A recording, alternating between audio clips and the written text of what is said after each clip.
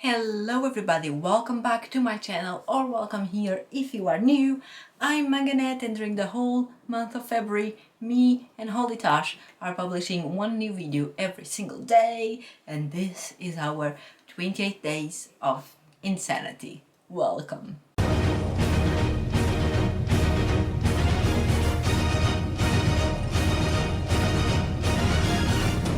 Today's video is going to be a reading vlog of us reading each other's favorite books. Each of us sent the other one a short clip revealing what the book the other one is going to be reading. I have Natasha's video right here on the screen in front of me, and now I'm going to find out which book she recommended me.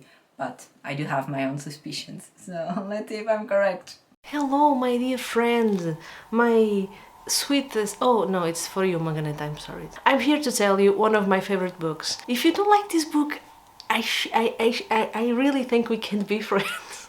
Because it will mean that you have no heart, and that scares me a little. I already know that you don't have a heart, feelings. Every single person I recommend this book loves it. So if you don't, you're the problem, but we already know you're the problem, so the book that you will be reading during this vlog is Tuesdays with Maury. I didn't recommend you it because you're a pussy and whatever, and it's way too big, okay?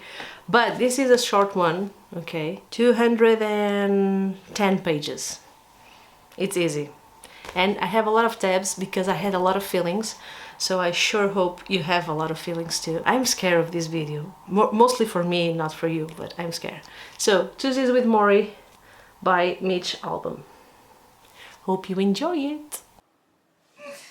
Okay, so I'll be reading Tuesdays with Maury, which was the one that I thought she was going to recommend me, and I was correct. At least it's a short book. I'm now going to see if I can order a copy in or get the audiobook or something, and I'll talk to you later on or in a few days or whenever it is that I start reading that book. But wish me luck, and after you're done watching this video, don't forget to go and watch Natasha's video and check out her thoughts and opinions and emotions to the book that I recommended to her, which is so out of her comfort zone, and I'm dying to know what she thought of that book. Okay, wish me luck! Hello, it's been a few days and I have received Natasha's favorite book in the mail. I'm not gonna start reading it today because I'm reading other things at the moment, but I want to unbox it because I want to look at it. It's not very big, and I want to look at it, and so I'm gonna unbox it now. Here we go! Oh my god, it's floppy. It's floppy. It's an American edition. It says here it's $16 US. This is the 20th anniversary edition. Okay, so this is the book. I don't even think I showed you yet. It's not very big. The letters are big and the margins are quite large as well. This is going to be very quick to read, I think. I'll come back in a few days when I'm ready to start this, and then we'll discuss if Natasha's favorite book is worth my time or not. Hello my friends, it's been a couple of days, and today me and Suki. Hey Suki girl. Me and Suki are here to let you know that last night I started reading Tuesdays with Maury by Mitch Albom. Favorite book of Natasha and the book that I have to read. I'm on page 56. In the context of this book, I read quite a bit, but it's nothing really, but the book is so small. I will be definitely finishing this today, even though I should probably not say definitely because... my princess girl. So far, all I know of the story, I didn't read synopsis or anything, so all I know is that we're following this guy, and I think his name is Mitch. Is this an autobiography thing? I don't know, but I think that his name is Mitch, or did I read it wrong? I'll keep you posted on that. But we're following Mitch, and he's now in the current timeline of the book. He's an adult, and he discovers that a previous professor of him, Maury, is dying from that disease. They say the name, I don't remember. It's that disease that stops the muscles from working, and like you stop being able to walk, you stop being able to move your hands, you stop being able to eat, clean your own ass, and eventually you just suffocate because your lungs muscles stop being able to expand and breathe. Really sad. So all these years later, Mitch discovers that his professor Maury is dying from that disease. He sees it on the news, and he goes visit his professor. He starts visiting him every week on Tuesdays, and they are talking about life basically, and at the same time Mitch is letting us know how it was when he was having classes with this professor and what he was learning when he was a teenager and how Maury treated the students and all those things. And the classes they used to have were at Tuesdays, and currently Mitch is also visiting Maury's at Tuesdays. So we go full circle in here. And that's all I know so far. I will keep reading and I'll let you know later on. So far I'm enjoying it. I'm afraid it's gonna be really sad because I know Maury eventually is gonna die, right? And oh my god, it seems cute. So far the conversations that they're having don't seem anything special. It's deep and beautiful, but okay, I'm still very average on this book. But it's been only 56 pages, so I'll let you know. I've been listening to the audiobook of Tuesdays with Maury while I'm editing one of my cleaning videos. I've passed halfway through now and something just happened, and this kind of mentality pisses me off, so I want to come here and share. Basically, we are following the professor that is dying, like I said, and he's trying to transmit all these life inspiration moments to Mitch. And not only to Mitch, apparently lots of his previous students are going to visit him for a chat to say thank you, because apparently he has been impactful in many people's life, and that's beautiful and amazing, and it does make me smile and think that yes, some people do impact a lot of other people, and I'm grateful for that, and I'm glad that those people exist in the world. But now in this specific point in the book, Maury, the professor, is telling Mitch how life is not about having things and owning things and having power, and having a brand new car doesn't bring you any joy, that those things don't matter. What matters is doing something that really helps the community, doing something for other people, and sharing things that only you have, like knowledge, experience, thoughts, and those kinds of abstract and sentimental things. And I hate that mentality. I do. Because who are you to tell me what brings me joy or doesn't? Yes, obviously, sharing experience and knowledge and helping others, yes, it's important, but it's not the only thing that matters, okay? And I hate people that have that mentality, that material goods don't bring you joy. Like, who are you to decide what brings joy to other people or not? Some people do enjoy material things. There's nothing wrong in wanting to have a good life, and if for you having a good life means having a really nice car, a really nice house, a really fancy sofa, whatever it is that it means for you, there's nothing wrong in having those goals and working towards them, as long as you keep being an honest, good person and you are working to achieve your things. Like, as long as things don't rain from the sky to you and you have everything just offered to you and you never had to put any efforts into anything, what is the problem of you wanting to have things, physical things, material things? What is the problem of you wanting to have a good job because it gives you power, because it makes you feel accomplished? There's nothing wrong with that. This kind of thinking process really pisses me off. It always has, and it reminds me of certain people that have been in my life in the past that had this way of thinking, and it pissed me off. Like, fine, if that's what means to you to be happy, if you don't care about what car you drive and what kind of house you have and whatever, if all you care is about teaching and helping the community, by all means go and do it. But you cannot tell other people that their goals and their achievements and the things that bring them happiness are not valid just because they don't match yours. It's me again. I just found in the book the section that I was talking about just now, and I'm gonna read it to you, because once you hear what is written here, you're gonna understand my perspective on things. Now, it doesn't mean you need to agree with me. I know that lots of people do have this perspective towards life, so it might be your case, and in that case, if that's your perspective, you might actually really want to read the book just because of this perspective. So this is Maury, the teacher, speaking. There's a big confusion in this country over what we want versus what we need, Maury said. You need food. You want a chocolate sundae. You have to be honest with yourself. You don't need the latest sport car. You don't need the biggest house. The truth is, you don't get satisfaction from those things. You know what really gives you satisfaction? What? Offering others what you have to give. Sounds like a Boy Scout. I don't mean money, Mitch. I mean your time, your concern, your storytelling. It's not so hard. There's a senior center that opened near here. Dozens of elderly people come there every day. If you're a young man or a young woman and you have a skill, you are asked to come and teach it. Say you know computers, you come there and teach them computers. You are very welcome there, and they are very grateful. This is how you start to get respect, by offering something that you have.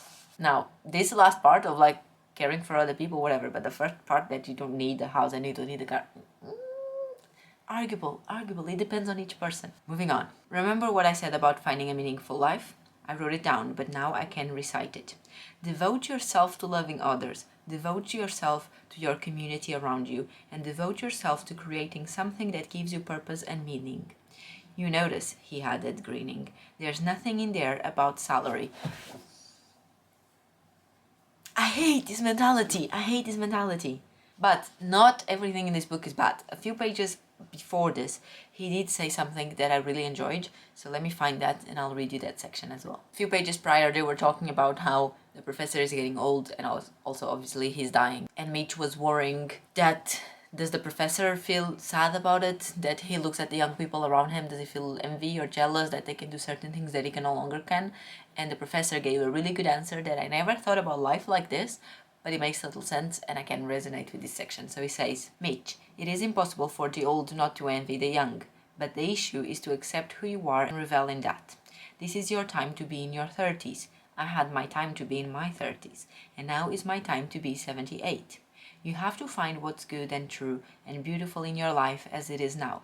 Looking back makes you competitive, and age is not a competitive issue. The truth is, part of me is every age. I'm 3-year-old, I'm a 5-year-old, I'm a 37 years old, and I'm a 50 years old. I've been through all of them and I know what it's like. I delight in being a child when it's appropriate to be a child. I delight in being a wise old man when it's appropriate to be a wise old man.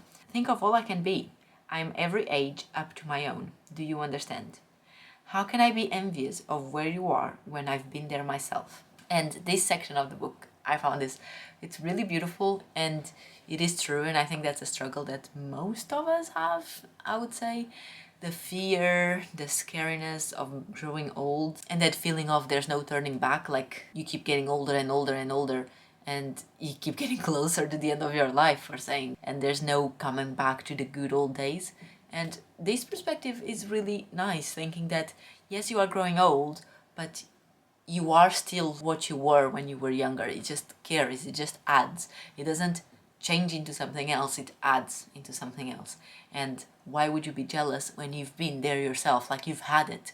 Why do you need it again? So I do like this perspective. At this moment, I'm having mixed feelings about this book. Up until these two sections, the book was just very average. I wasn't having any strong feelings about anything. Then I read this one that really made me like it, and I was like, oh, that's very interesting. And then 5 minutes later, I heard the other section that pissed me off. So really mixed feelings at the moment. I'm gonna keep listening, and I'll keep you updated. All right.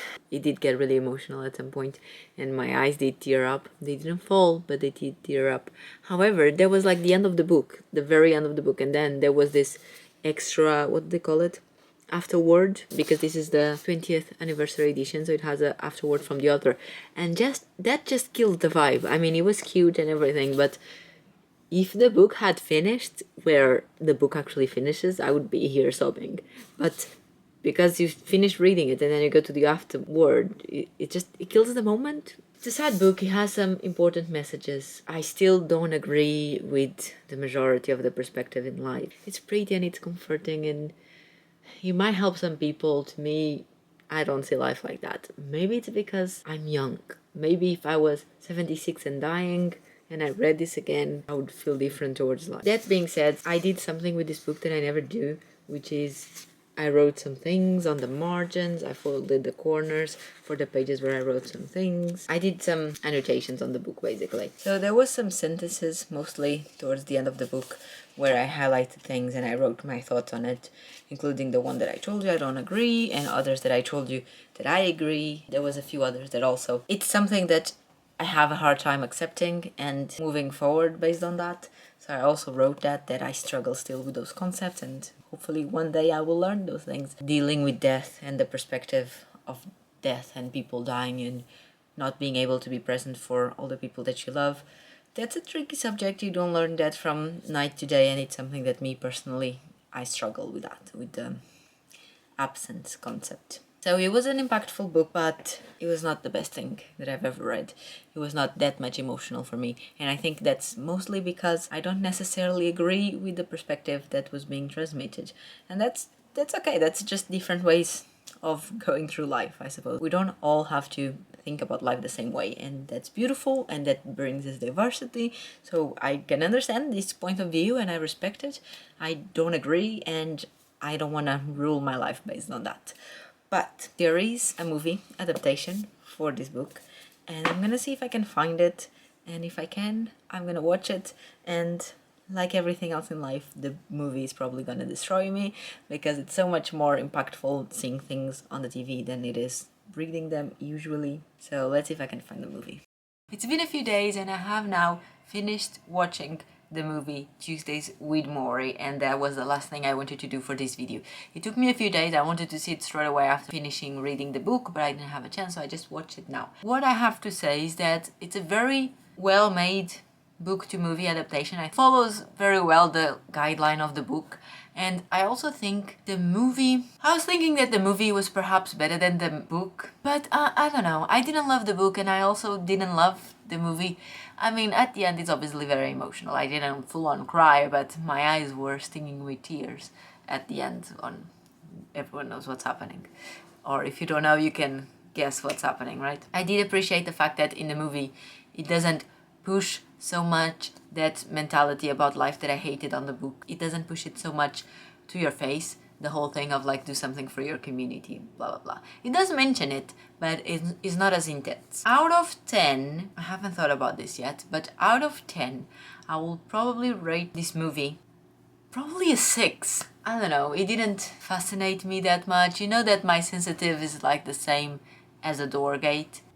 I found it a bit boring, to be honest, the movie. It's always the same thing. Yes, it's a beautiful message, and the whole thing of you should tell people what you think about them before they are dead, and forgive people, forgive yourself. It's all very important, and I like that message. It just comes across as a bit boring for me. Oh, I don't know, I feel bad. I know it's one of Natasha's favorite books, and I can understand how people will have this as one of their favorite books and how this book would really touch people. I also want to say that the whole thing, like, I would understand all this if it was like a family member, a close friend or something, but he was a teacher. Who connects that much with teachers? I don't know, like, for me, there's this scene that really disturbs me, and even when I was reading the book it disturbed me. It's where Mitch goes do a foot massage on Maury. That's such an intimate thing. I don't know if I would be able to do a foot massage to literally anyone in my life, but a teacher, just that thought of like going to